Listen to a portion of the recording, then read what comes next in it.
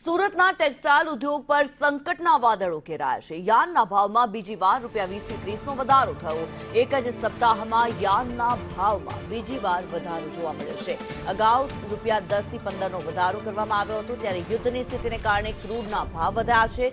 લાખો શ્રમિકોની રોજીરોટી જોખમમાં મુકાવાની આશંકા છે।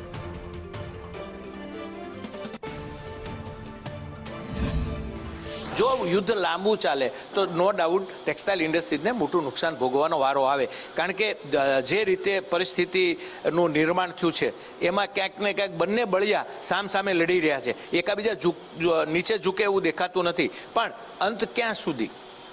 ક્યાંક ને ક્યાંક રસ્તાઓ એના પાણી એનો રસ્તો શોધી લેતો હોય, એમાં ઇન્ડસ્ટ્રી પણ એનો રસ્તો શોધતી હોય છે। તો હું એવું માનું છું કે રસ્તો નીકળી આવશે। એમાં એ તાકાત છે કે યુક્રેન અને રશિયાની વચ્ચેના યુદ્ધમાં એક સમયે થોભાવી દીધેલું અને ભારતીય વિદ્યાર્થીઓને બહાર કાઢવામાં એ તાકાત એણે અજમાવી હતી। હું એવું માનું છું કે માનનીય વડાપ્રધાન શ્રીમાં એ સ્કિલ છે, એ શક્તિ છે। કદાચ આમાં હસ્તક્ષેપ થાય અને યુનોમાં ચર્ચા કરીને સંયુક્ત રાષ્ટ્રમાં ભાગ ભજવે તો હું માનું છું યુદ્ધ અટકી શકે। યુદ્ધથી આ ભારતમાં નહીં પણ સમગ્ર વિશ્વમાં કોઈને ફાયદો થવાનો જ નથી।